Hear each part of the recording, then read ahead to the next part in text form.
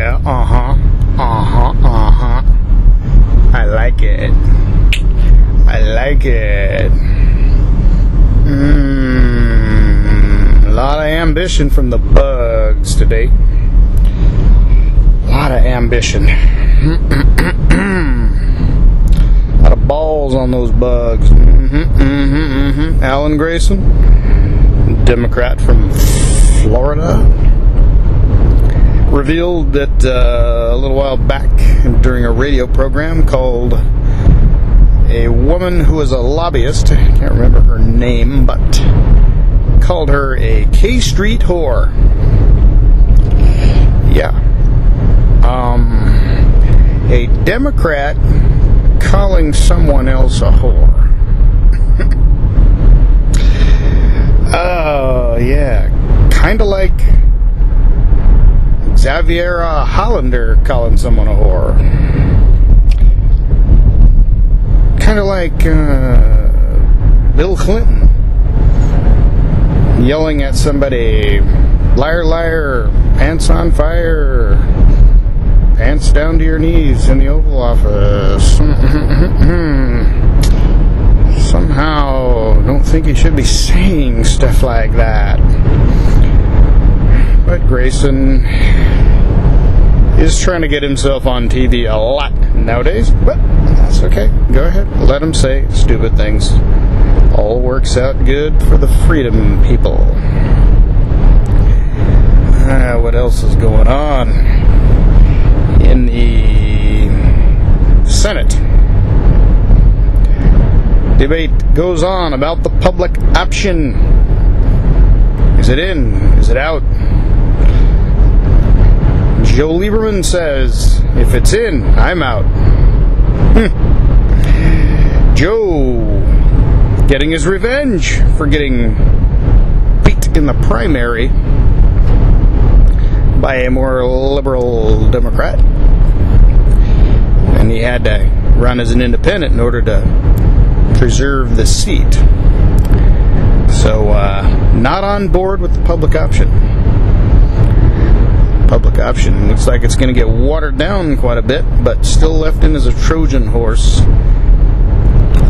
Opting out is the latest thing. You know, I'd like to opt out of the whole motherfucker, I'll tell you right now. I don't want that thing whatsoever. Yeah. What else? Barney Frank.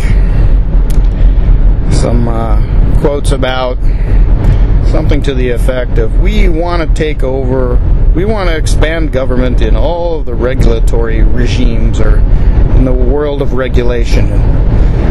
And also said that the Republicans ruined government's reputation. Yeah, baby! Republicans gave government a bad name.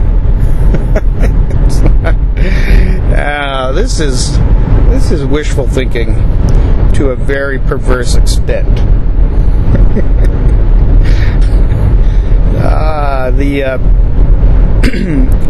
The Bush administration did not shrink government. In fact, they expanded it into areas that it should have never gone to. And to that extent, I guess he's right. They gave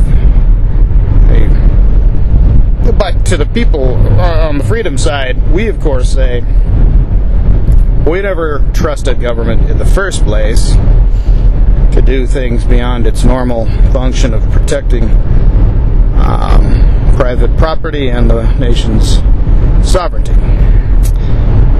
But to say that the Republicans were solely responsible for giving government a bad name,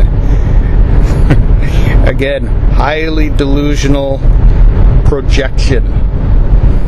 We could psychoanalyze the Democrats. I think we would set new records for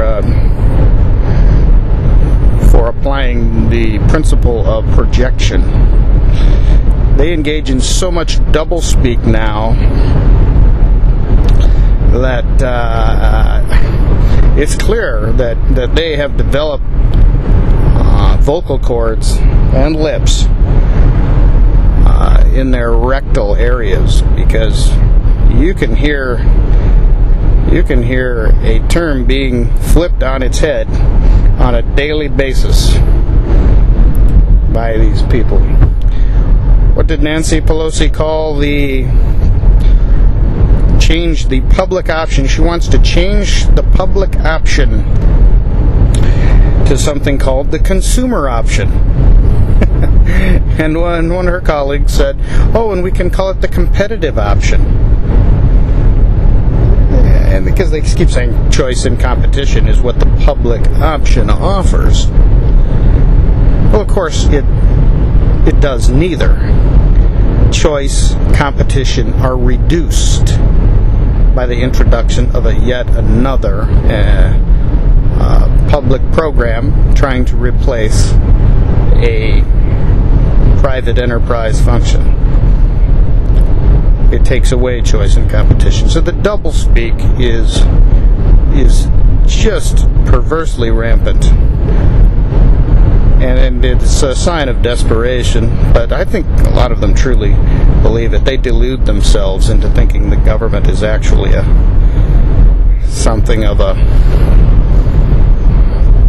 competitive function against the private sector. Well, they compete all right.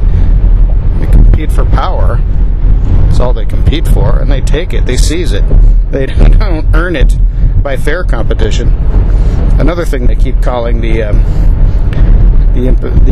application of the public option, to level the playing field.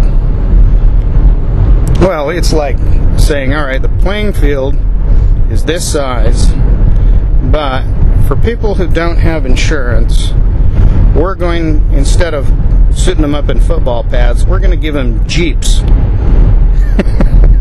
So the people on this side, on the side of people who don't have insurance against the people with insurance, we're going to give them Jeeps, and they get to line up and run plays.